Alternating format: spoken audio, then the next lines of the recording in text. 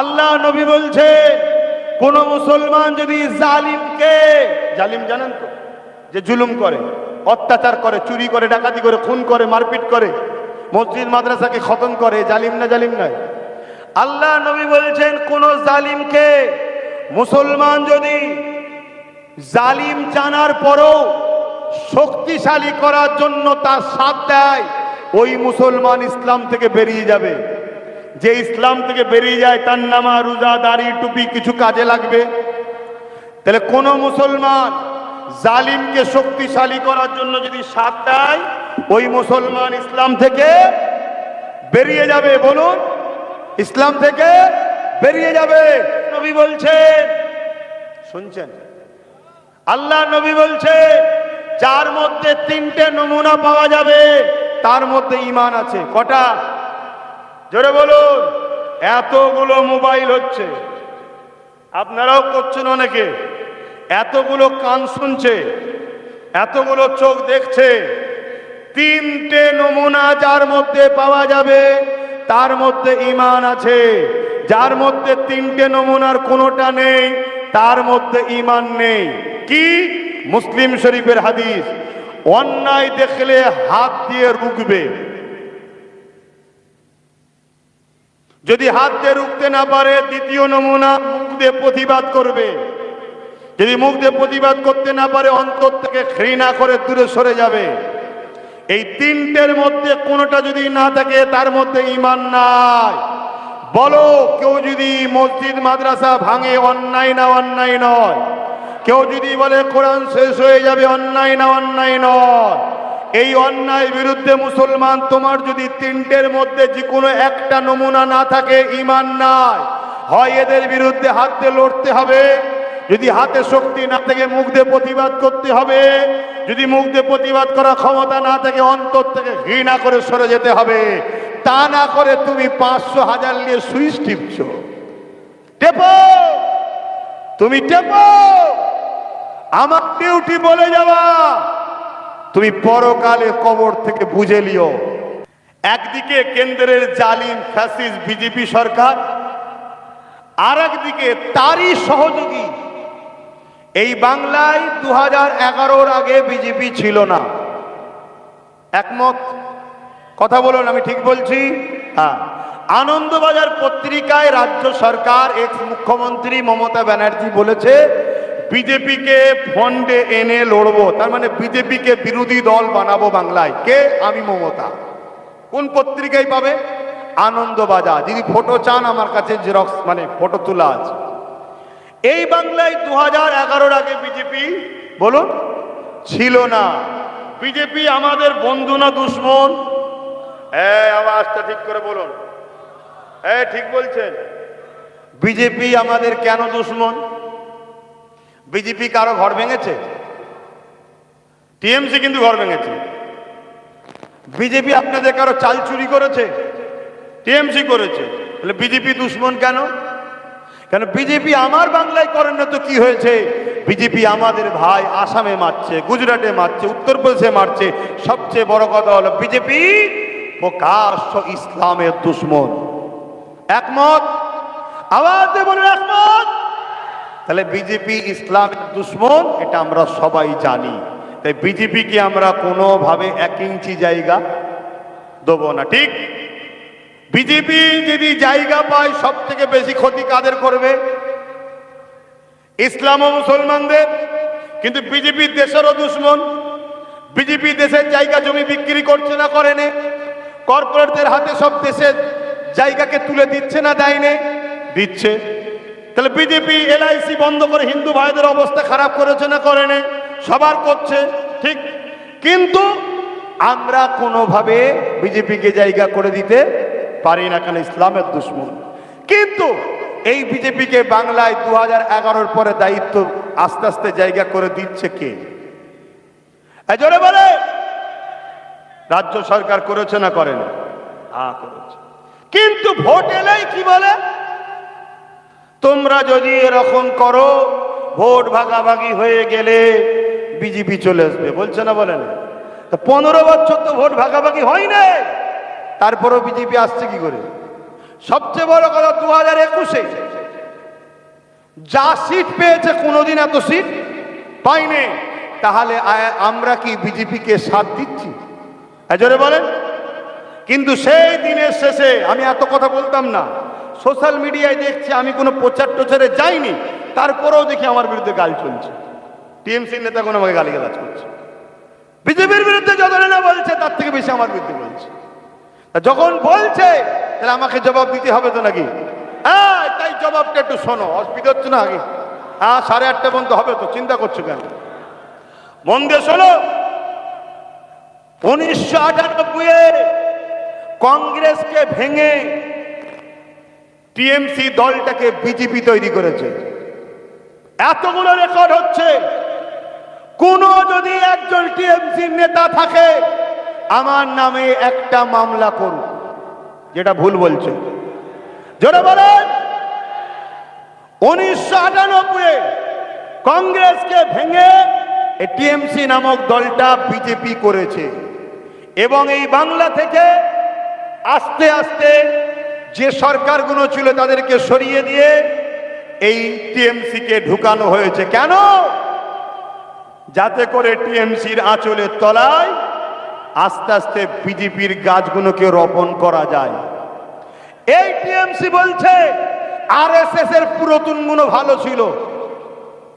এই টিএমসির যে দায়িত্ব আছে, যখন গুজরাটের দাঙ্গা হয় মুসলিম মেয়েদেরকে ধরে ধর্ষণ করেছিল, পেট কেটে বাচ্চাকে বার করে তরোয়ালের উপরে রেখেছিল যে মোদী সরকারের নেতৃত্বে, সেই মোদী সরকারকে 2002-এ মালা পাঠিয়েছিল এই মমতা টিএমসি সরকার। তাহলে বলুন, একে দিয়ে বিজেপিকে রুকা যাবে? আচ্ছা বলুন, আপনার গ্রামে ধরুন একটা ঘর আছে, ওই ঘরে 2011-র আগ পর্যন্ত ধরুন পাহারা দিত কেউ একজন, ততদিন কোনোদিন ওই ঘরে চুরি ডাকাতি হয়নি। 2011-র পরে আগের পাহারাদারকে চেঞ্জ করে অন্য পাহারাদার এনেছেন, আর গ্রামে শুধু চুরি হচ্ছে। তাহলে সমস্যাটা কোন জায়গায় ভাই?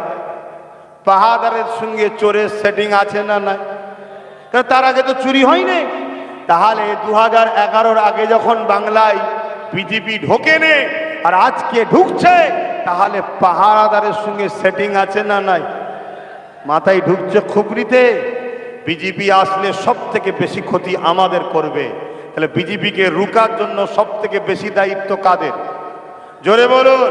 তাহলে এই দায়িত্ব নিতে হবে না হবে না? এই দায়িত্বের নেতৃত্ব নওশাদ সিদ্দিকী দিচ্ছে, তার হাতকে শক্ত করা দরকার আছে না নাই? জোরে বলুন, আছে না নাই? একদিনেই মানুষ ছোটে না? প্রথমে 1 পা 2 পা, তারপরে 3 পা 4 পা, তারপরেই তো ছোটে নাকি? তা প্রথমে 1 পা একটা, তারপরে এবার ইনশাল্লাহ 2 পা। কথা বুঝে আসছে? তারপরে আস্তে আস্তে বাড়বে। আমাকে যদি পছন্দ লাগে, ভালো লাগে, আমার ভালোবাসার মানুষদের বলবো, চেয়ারের একটা পায়া তৈরি করো। যেই বসুক, এই যে বসে আছি, 4টেই আমার। তোমাদের কথা শুনবো, যা খুশি তাই করব, কেন 4টেই আমার। কিন্তু এই 4টের মধ্যে 3টে আমার, একটা যদি তোমাদের থাকে, তাহলে তোমাদের ক্ষতি করতে পারবো? কেন? পাটা খুলে নিলেই পড়ে যাবে সরকার। বেশি নয়, সর্বোচ্চ 40 থেকে 50টা একদিন নওশাদের হাতে যদি আল্লাহ মিলিয়ে দেয়, তোমাদের চেষ্টায় এই চেয়ারের একটা পায়া হয়ে যাবে। আর শুনছেন? তাহলে এখানে যেই বসুক, সে যদি নওশাদের কথা মতো না চলে, ওই তার লোকগুলোকে খুলে নেবে সরকার, পড়ে যাবে। এই বোঝানোটা কি আমি খারাপ করেছিলাম? কিন্তু 2021-এ আমার কথা সবাই শুনেছিল কি? লাইনে। কিন্তু 2021-এ যদি 10-15-20টা হয়ে যেত, তাহলে আজকে কি এই এসআইআরে 90 লক্ষ লোকের নাম বাদ যেত? মাথায় ঢুকাও। 2021-এ যদি আজকে এই কথাগুলো শুনে নিত, তাহলে ওয়াকফকে নিয়ে এই সমস্যায় পড়তে হতো। অতএব কালকে ভোটের পরে এই 90,000 লোক নিয়ে কি হবে? নাম আদৌ তুলবে না তুলবে না? অপর দিকে তো ভয়, অনেকে বলছে ক্যাম্পে পাঠিয়ে দেবে, অনেকে বলছে পাসপোর্ট বন্ধ করে দেবে, বলছে না বলেনি? এখন কি হবে? কোনো ঠিক আছে? কিন্তু এই লোকগুলোকে বাঁচাবার জন্য সেই লোকের পরিবারদের উচিত এমন একজনকে শক্তিশালী করতে হবে যে বিগত দিন ধরে মানুষের হয়ে একা হয়ে লড়ছে, তার হাতকে শক্ত করা দরকার আছে না নাই? আজকে রাজ্য সরকার এসে বলবে আমাকে দাও, 100% কথা দিচ্ছি নাম তুলে দেবো। তুই থাকাকালীনই তো শেয়ার হয়েছে, তোরই তো অফিসার শেয়ার করেছে, তোরই ভিডিও, তোরই বিএলও, তোরই লোকেরা, ঠিক তো নাকি? নিশ্চয়ই নামের কিছু গন্ডগোল করে দিয়েছে ভেতরে ভেতরে, তাই তো গন্ডগোল হয়ে গেছে। নাই আমার উঠলো, এর উঠলো, ওরটা উঠলো না কেন? এক কথা মাথায় ঢুকছো না? ঢোকে নেই।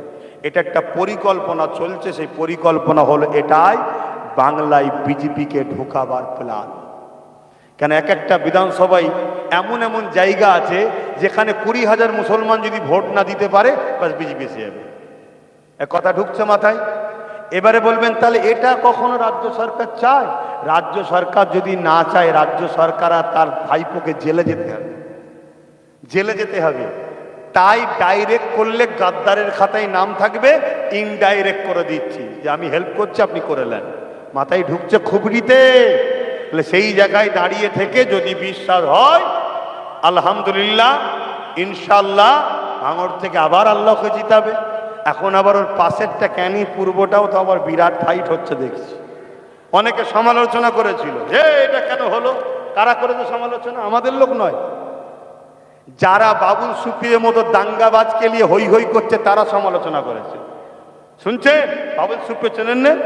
বাবুল সুপ্রিয়া আসামের কি বলে দাঙ্গার মেন অভিযুক্ত, রশিদি সাহেবের ছেলেকে খুনের। শুনছেন? আর একটা খেয়াল করে দেখেন, 3টে রাজ্যসভা সংসদ হলো, 3টেই ওই রকম লোক। একটা কোনো মুসলমানকে দিয়েছে? হ্যাঁ, আমি তো আমাদের বাড়ির ছেলেটাকে দেখে অবাক হয়ে যাই। হ্যাঁ, তোর মাথায় আল্লাহ এইটুকু বুদ্ধি দিল না যে আমাকে নিয়ে তুমি দলের প্রচার করতে চাইছো, মুসলিম জাতির কাছে বুঝাতে চাইছো দেখো আমার সাথে হুজুর আছে, আমার সাথে হুজুরের ছেলে আছে, এই জন্য তো নিয়েছে তোকে নাকি?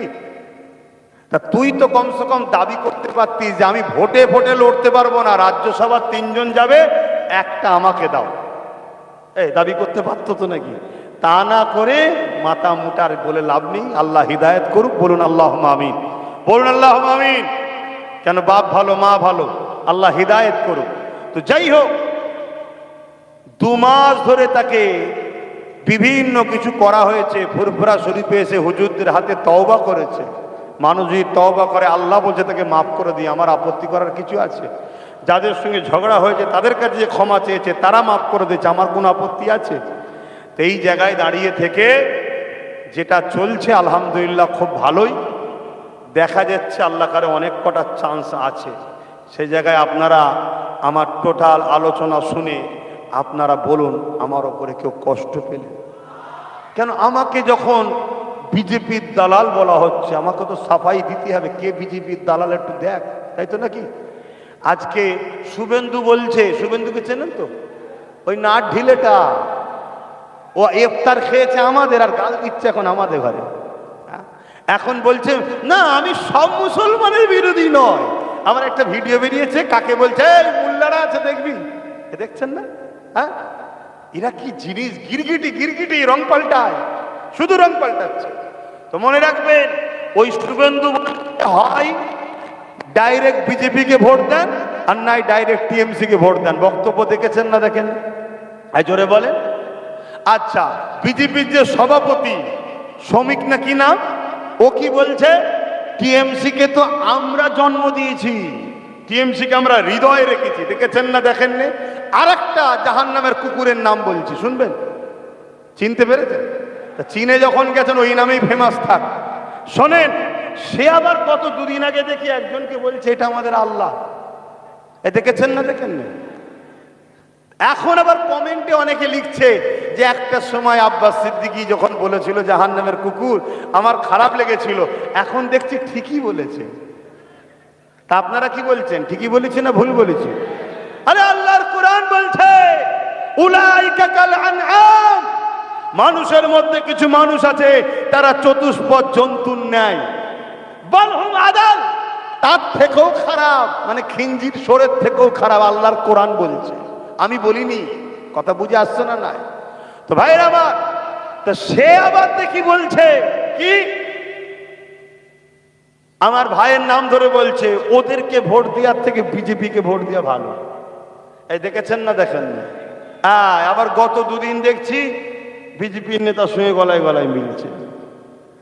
সব পাখি মাছ খায়, সব পাখি মাছ খায়, আর বেচারি যে নিজের মেহনত করা গাঁটের পয়সা দিয়ে গলা ফাটানো চিল্লানোতে এ জাতিকে বাঁচাবার স্বার্থে, মানুষ জাতির স্বার্থে এবং আমাদের অস্তিত্ব বাঁচাবার স্বার্থে যখন নিজের প্রাণ প্রিয় ভাইটাকে ঠেলে দিয়েছি, আজকে গাল খেতে হচ্ছে। 42 দিন জেল খেটেছে।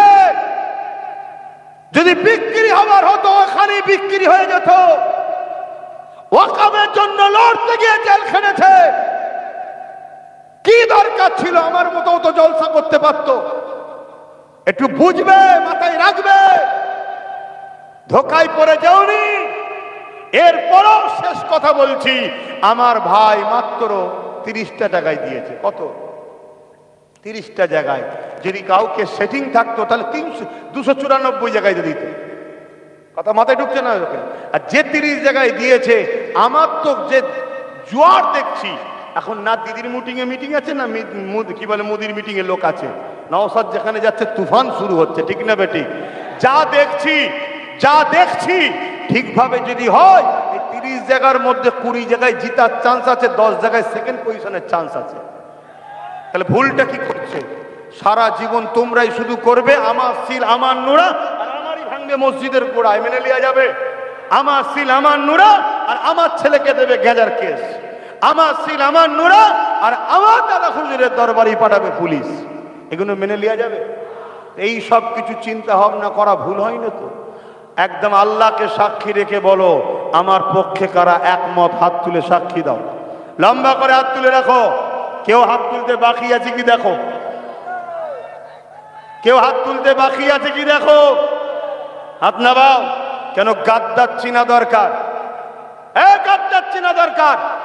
যে হাত তুলবে না তার সাথে আমরা ঝগড়া করবো না, কারণ আমরা আইন মানি, কিন্তু চিনে লোবো এ গাদ্দার আমাদের নয়। কথা বুঝছেন না? বোঝেন না? দ্বিতীয় নম্বর কথা, এবার চলে আসেন হাদিস দুটো বলে দোয়া করে দিই, কেন আপনাদের গরম হচ্ছে, আমার হচ্ছে। শোনেন মন দিয়ে, ঈমান আছে না নাই? কি গো, ঈমান আছে না নাই? বুঝবেন কি করে? মুখে তো বললে হবে না। আল্লাহ নবী কিছু নমুনা বলেছে না বলেন? আল্লাহ নবীকে সাহাবারা জিজ্ঞেস করছে, হুজুর ঈমান আছে না নাই, বুঝবো কি করে? আল্লাহ নবী বলছে, যখন কোনো অন্যায় কাজ করবে, শুনবেন মন দিয়ে, যখন কোনো অন্যায় কাজ করবে আর কেউ যদি বলে দেয় এটা অন্যায়, শোনার পরে যদি সে অনুতপ্ত হয়, তার মধ্যে একটা অনুশোচন হয় যে হ্যাঁ আমি এটা ভুল করেছি, তার মধ্যে ঈমান আছে। জোরে বলুন সুবহানাল্লাহ। আর ভুলটা ধরাবার পরও সে যদি হিকারুতি করে, তার মধ্যে ঈমান নাই। কথা শুনছেন? কোরআনের বিরোধী সাথ দিলে ঈমান চলে যাবে। তুমি কোরআনের বিরোধী সাথ দিও না, এ কথা ধরো, তোমায় বুঝাচ্ছি। শোনার পরে তুমি হিকারতি করছো, মনে রেখে দিও তোমার মধ্যে ঈমান নেই। আর শোনার পরে যদি মনে হয় যে না না সত্যি তো ভুল হচ্ছে আমাদের, তোমার মধ্যে গুনাহ থাকতে পারে, কিন্তু গুনাহ হয়েছে কিন্তু ঈমানটা এখনো আছে। কথা মাথায় ঢুকলো? রাসূলুল্লাহ, দ্বিতীয় হাদিস মুসলিম শরীফ, আল্লাহ নবী বলছে, শুনছেন? আল্লাহ নবী বলছে, যার মধ্যে 3টে নমুনা পাওয়া যাবে তার মধ্যে ঈমান আছে। কটা? জোরে বলুন। এতগুলো মোবাইল হচ্ছে, আপনারাও করছেন অনেকে, এতগুলো কান শুনছে, এতগুলো চোখ দেখছে, 3টে নমুনা যার মধ্যে পাওয়া যাবে তার মধ্যে ঈমান আছে। যার মধ্যে 3টে নমুনার কোনোটা নেই তার মধ্যে ঈমান নেই। কি? মুসলিম শরীফের হাদিস, অন্যায় দেখলে হাত দিয়ে রুখবে, যদি হাত দিয়ে রুখতে না পারে দ্বিতীয় নমুনা মুখ দিয়ে প্রতিবাদ করবে, যদি মুখ দিয়ে প্রতিবাদ করতে না পারে অন্তর থেকে ঘৃণা করে দূরে সরে যাবে।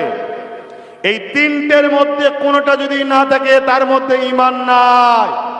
বলো, কেউ যদি মসজিদ মাদ্রাসা ভাঙে অন্যায় না অন্যায় নয়? কেউ যদি বলে কোরআন শেষ হয়ে যাবে, অন্যায় না, অন্যায় নয়। এই অন্যায় বিরুদ্ধে মুসলমান, তোমার যদি তিনটের মধ্যে যে কোনো একটা নমুনা না থাকে, ঈমান নাই।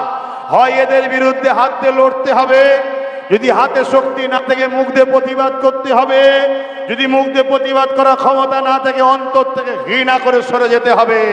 তা না করে তুমি 500,000 নিয়ে সুইচ টিপছো, টেপো, তুমি টেপো।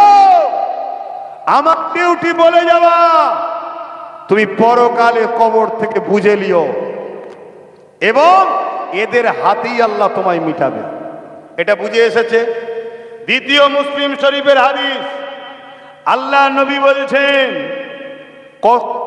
কিছুদিন হলো এই হাদিস গুনাবার জালিমরাই লোককে শোনাচ্ছিল, দেখো আমাদের ঘরে কি বলছে। আমি বলছি বেশ ভালোই প্রচার করছে, আর প্রচার করা বন্ধ করে দিয়েছে।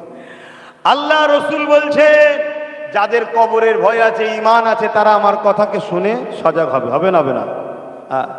আল্লাহ নবী বলছেন, মিশকাত শরীফের হাদিস, আমার কথা না, রাসূলুল্লাহর কথা, মিশকাত শরীফের হাদিস। আল্লাহ নবী বলছে, কোন মুসলমান যদি জালিমকে, জালিম জানেন তো, যে জুলুম করে, অত্যাচার করে, চুরি করে, ডাকাতি করে, খুন করে, মারপিট করে, মসজিদ মাদ্রাসাকে খতম করে, জালিম না? জালিম নয়। আল্লাহ নবী বলছেন, কোন জালিমকে মুসলমান যদি জালিম জানার পরও শক্তিশালী করার জন্য তার সাথ দেয়, ওই মুসলমান ইসলাম থেকে বেরিয়ে যাবে।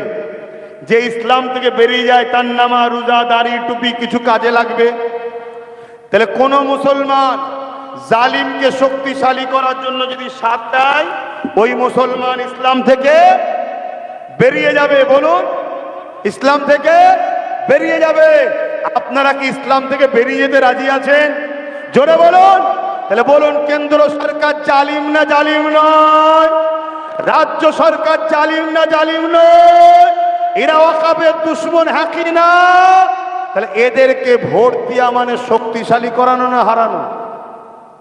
শক্তিশালী করা। শক্তিশালী করার জন্য এদেরকে ভোট দেবেন? এবার দেবেন? আজকে বলুন, আপনি ওই ঘরের মধ্যে দেবেন কি দেবেন না? আমি কি দেখছি? হ্যাঁ, আমি দেখতে পাবো? আল্লাহ দেখছে না, দেখেনি? তাহলে এদেরকে কেউ যদি সুইচ টেপে ভোট দেয়, রাসূলুল্লাহর হাদিস, জালিমকে শক্তিশালী করার জন্য যে সাথ দেবে, সে ইসলাম থেকে মাথায় থাকবে। যদি শখ থাকে জাহান্নামে যাবা, তাহলে আব্বাস সিদ্দিকের কথা বাদ দিয়ে দাও। আর যদি মনে হয় যে না বাবা, দুনিয়াদারি করতে গিয়ে একটু বুঝে চলা দরকার, তাহলে সুইচটা টিপার সময় মনে রেখো, আল্লাহ দেখছে। কে দেখছে? ওয়াকাফের দুশমনকে ভোট দেবেন না, এটা বলার অধিকার আমার আছে না নাই? মসজিদ মাদ্রাসা কোরআনের দুশমনকে ভোট দেবেন না, এটা বলার অধিকার আমার আছে না নাই?